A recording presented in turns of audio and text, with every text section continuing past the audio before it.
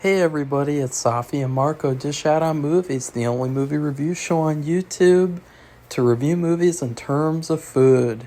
It's just Marco here once again, and I am here today to review The Old Man, Season 2, Episode 6. And the reason why I'm laughing is because I'm reviewing it 2 days late, and also because it was another WTF episode. To me, it was very similar to episode 4. You know, the one where that one was like a slower episode. It was a bridge episode. It was kind of anticlimactic. They reintroduced a character that we hadn't seen yet this season in a very weird way. And that's exactly what all happened in this episode. I mean, I think you could probably take my review of episode 4, change all the names and the details, and put it here, and you would have my review for this episode. Although I would say this episode was better, because there was more stuff going on. So first off, Dembe is back. And I know that his name isn't Dembe, but he is exactly like Dembe from The Blacklist, and I think I've already said this before. I can barely remember his character, and in fact, they had to start the whole episode off by doing this little recap where they showed his character, and they showed like his highlight moments, just to remind you who he is. And they had to show you that they had Zoe do this recap of what's going on. She had to go in like explicit detail to like walk you through what is going on like you were a child, because it is so complicated, and it's so like, because I can barely follow it. Like, it just, there's constant changes, there's constant new threads that you have to follow, and there's so few episodes that they're just constantly changing, and so you don't really have time to get used to the new, like, story. Like, okay, you have this episode, and there's a new story, and then the next episode, there's another twist and another addition to the story, and it just keeps being like that the whole season, to where it's confusing, it's hard to follow. It's like... It's like motion sickness. It's like, where am I going now? What is this? What is that? It's really insane at this point. And then the episode starts, and we see Dembe. He meets the girl from season 1. I can't remember her either. Even more so than him. And they talk, and I guess they're dating now. And then he has to come back in the game with Harold. And, yeah. It's really, really not interesting to me. It's like, his character has not been here the whole season. There's only 3 episodes left. And then he's suddenly reintroduced, and it's like, honestly, you could have just saved this for season 3. Because his character, if he doesn't play some kind of a huge pivotal role in the finale, then there really is no reason for his character to be here at all. Like, his character, I mean, Zoe is like such a small character in a way where, like, she is so shallow. She is so much like, well, we'll talk about her later, because I found the perfect comparison for her. But Dembe, I mean, he's barely even a character. I mean, it's really bizarre the way that they chose to utilize him this season. And so, honestly, they could have just held him off for season 3. Because then maybe in season 3, you could have devoted more time to him like you did with Emily Freckleface at the beginning of this season. Spider Freckle. Does anyone miss Spider Freckle, by the way? Is anyone missing seeing her freckles in every episode? Like, trying to count all of them and being like, 1, 2, 3. Oh, she moved her face. She's doing a depressing monologue. 1, 2, 3, 4. Oh, she's crying now. Oh, I can't. Oh, the lighting's too dark. Oh, 1, 2, 3, 4, 5. Oh, no. Oh, she's crying. Oh, it's getting worse. She's throwing a temper tantrum. She's talking some weird nonsense about chopping off pieces of herself that can't be chopped. Oh, what is she talking about? I'm distracted. 1, 2, 3, 4, 5. That's what I did like every scene she was on screen. Just want to count them all. Count all her freckles. And then in some scenes, they put makeup on her. In fact, I think the majority of last season, they put a bunch of makeup on her so that you couldn't really see all of her natural beauty. And in this season, she's in the Middle East role-playing as a Middle Eastern woman. And, they don't want women to wear that kind of thing in the Middle East because they'll kill you for that, They'll kill you for trying to cover up your freckles. So, that was a sidetrack. But honestly, this was a short episode, too. It was only 39 minutes long. I really should have probably already reviewed this, so I apologize. It's just that I've been trying to work on, a lot of different things. And when you try to work on a lot of different things, you can get really overwhelmed easily. So, I've been trying to pace myself with my reviews and not force myself to do more than I want to do. But anyways, because this month we haven't hardly done any horror movies. It's been pretty lackluster this month and this year.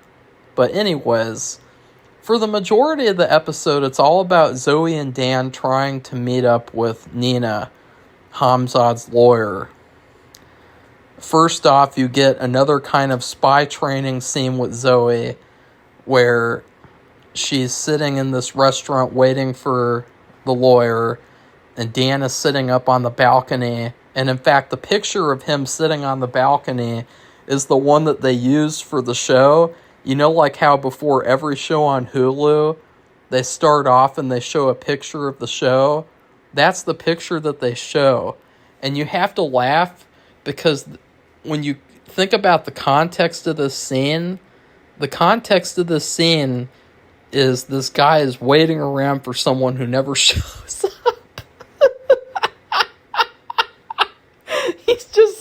he's probably sat there for like hours just waiting for this woman to show up. And that's the picture that they chose for the show. I mean, it's a good picture, but it's still funny because it's like, seriously? You choose a picture of the spy waiting around for someone who doesn't show up. You couldn't have picked the picture of him fighting with someone or with Zoe pointing the laser gun, and that's another thing. Let's get to that because they just decide to give up and leave. And I really like the scene though when they're waiting around because they had a nice little dialogue back and forth. And then all of a sudden he shows up right behind her and she's like, oh, because they were talking through earpieces and then all of a sudden he gives her like a jump scare out of nowhere for no reason.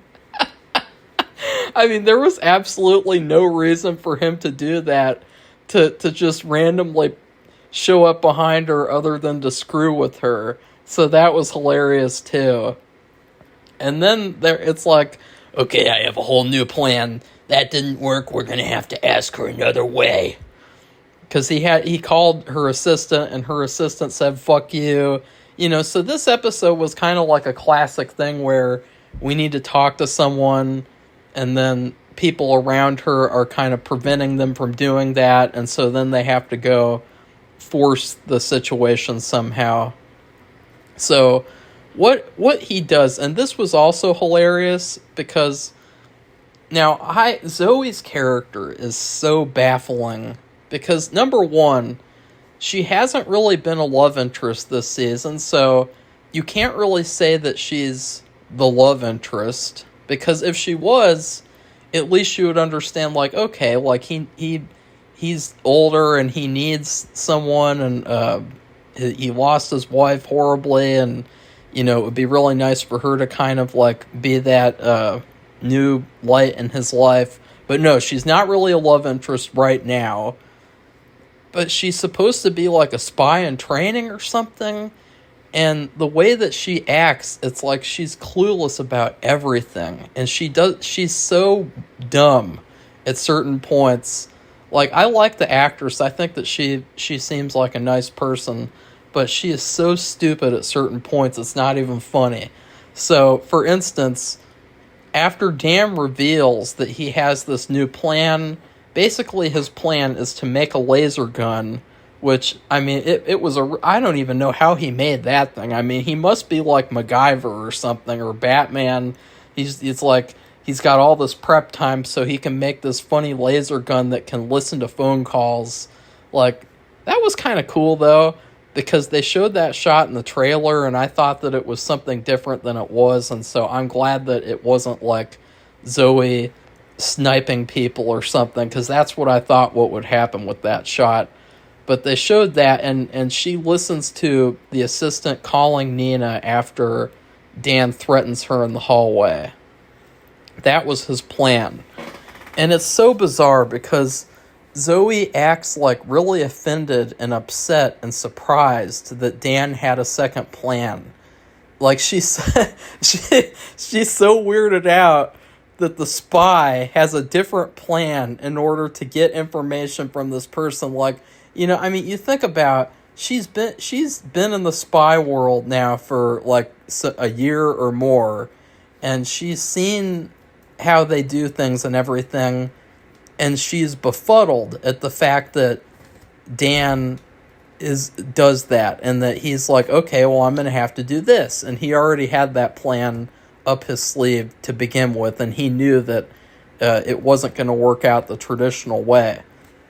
But I just think that's so weird. It's like, why is she so surprised that he had that plan? Why is she so like, seriously? Like, that's really hard for you to comprehend, like, that he came up with this, like, easy. It wasn't even like a scary plan, like where he had to break her legs or something, or he had to hurt her or hurt her family or something. It was just like, no, I have to threaten her in the hallway, and then you have to listen to her phone call. Like, it's really not scary or hardcore, but she acts like, oh my god. Like, see, this is why she either is the greatest actress in the world and she's a secret bad guy, or she really is like a clueless wine mom character. And that's what the other thing I was going to say was, that if her character is like this weird, like, audience stand-in, where you'd think about, like, if a 45-year-old wine mom was watching this show, maybe she could identify with that character and be like, ooh, that's cool. It would be like if I was becoming a spy. But you think about the audience for this show, I guarantee less than 10% of the audience is female. I guarantee it. And I could be wrong, but I guarantee it. And so her character, Zoe, she has one other stupid thing that she does at the end of the episode, too. And we'll talk about it. We'll talk about it because, like, this was an enjoyable episode, even though it was kind of slow and it was kind of like another bridge episode. But after that, they track down Nina, they go to Nina, and by the way, Dembe, nowhere to be found. I mean, his character only had that 10-minute scene, or 5-minute scene, and then he has another 5-minute scene at the end of the episode, but, like, his character might as well not have even been in this episode. Kind of like the little brother in Terrifier 3. You know, that character really didn't need to be in that movie either, because the way that he was utilized was trash. So he finds her, he goes inside all alone. Zoe has to keep watch. And this is why, too, like, I doubt that she is a bad guy, because all the decisions she makes are really dumb and clueless. Like, all of her reactions, too. And it's like, there's no way that she's some kind of a secret villain, because she is acting so dumb in certain instances. And it's like, she has got to just be like a naive, innocent person who's involved in this game now. You know, and I'm not saying that she's a really bad character. It's just, you know what I found the perfect comparison for her is that if you guys have ever played the Fallout video games, or you've seen me play the Fallout video games, she's like a really mediocre companion that you would get in a Fallout game. You know, like, basically these companions are these characters who stand or sit around waiting for the main character to come and get them so that they can have someone to help them fight and go on their journeys with them. And, like, literally all of her character in the whole show is exactly like a video game NPC companion. Like, in all the parts where Dan has been like, okay, you're going to have to stay here now, we're going to have to part ways, that's literally exactly what you do in the Fallout video games.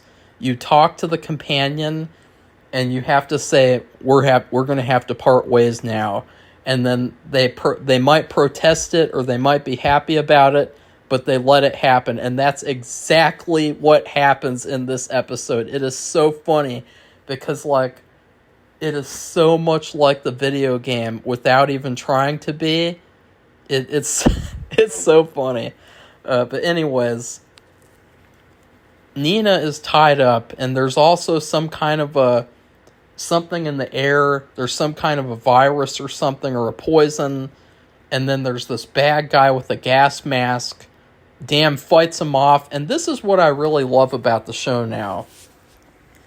I've really come to love the fact that all of the action in this show is earned. Because I'm not really a big fan of action movies.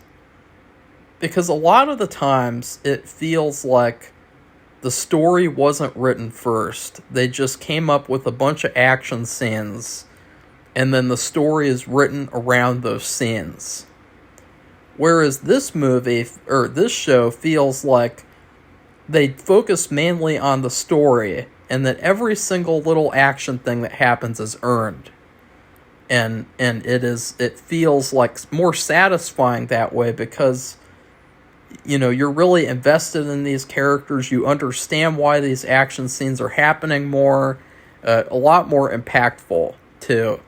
So I really enjoyed that little action scene, the fight between him and this bad guy. And then what happens is, this is the other Zoe thing. So Nina says, it's good that they didn't find the secret thing they weren't supposed to find. And Dan tells Zoe, he says, there was a poison in the air. Don't come near us. The antidote was destroyed. Because it was destroyed. It was in the guy's pocket, and it got cracked open and ruined. But it's so funny because Zoe disregards what Dan says, and throughout this entire dialogue scene, she continues to get closer and closer to them. She's just like, every single little shot of her, she's like inching her way forward, like she just wants to get the virus. It's so bad. It's like, why would she do that? That was really something.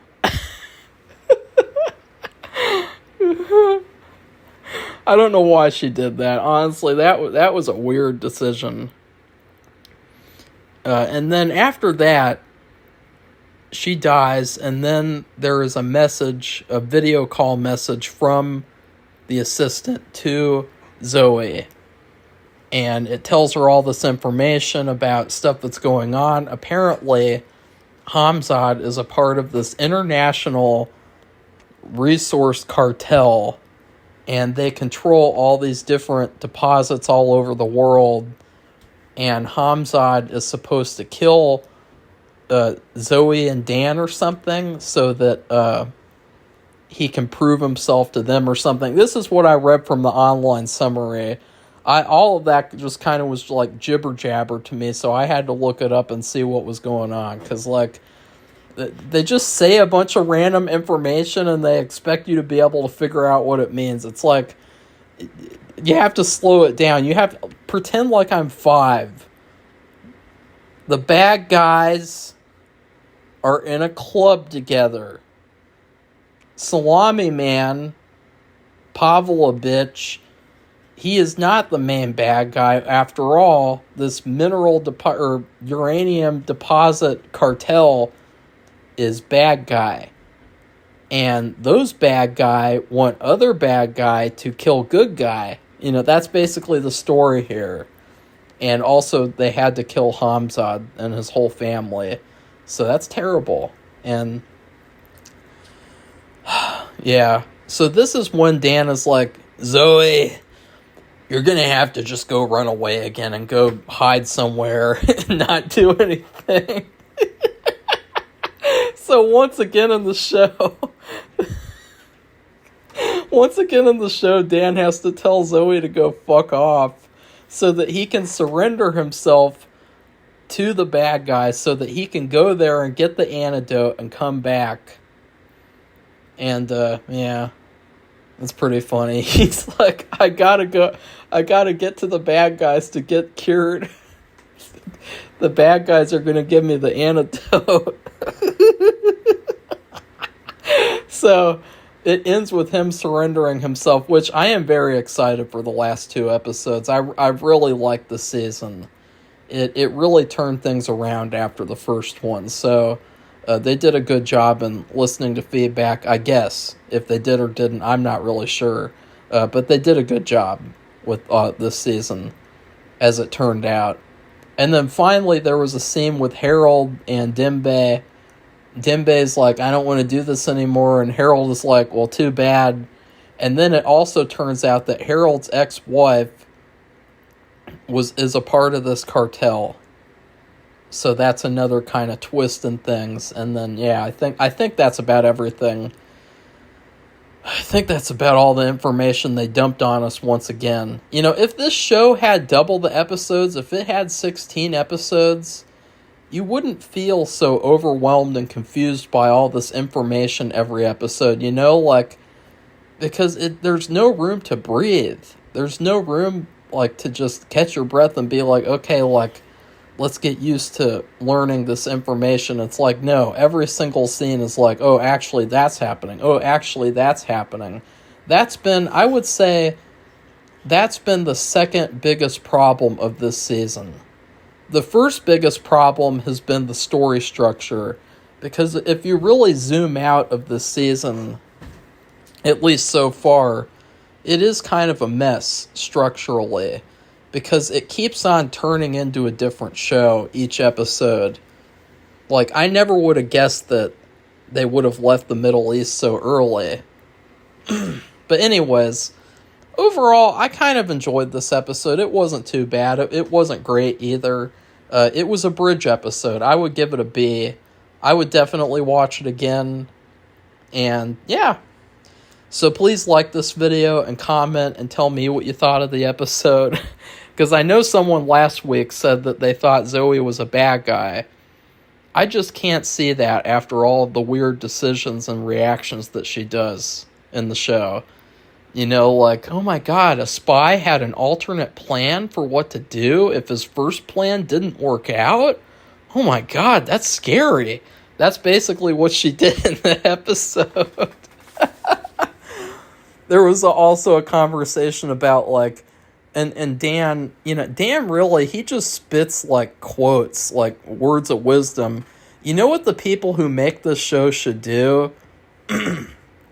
They should get screenshots from the show of Dan and put the quotes of what he says on his pictures and use that as, like, marketing for the show. Because he said some really good quote about, like, we don't need anger in this situation. I'm really angry, but anger isn't going to do us any good in this situation. We need to keep our wits about us, or something like that. So, yeah, like, because they're really angry, and so he had to state that he was angry in this episode. It wasn't like last episode, you know, where it's like, oh, we show that he's angry by he's having a tantrum down in the basement, and then he kills someone. It's like, no, he has to say audibly, we're all really angry right now. I mean, angry. We don't need our anger right now. Anger is useful in some situations, but it's not useful in this situation. And then also, please subscribe to our channel if you'd like to see more honest old man reviews. Goodbye, everybody. See you soon.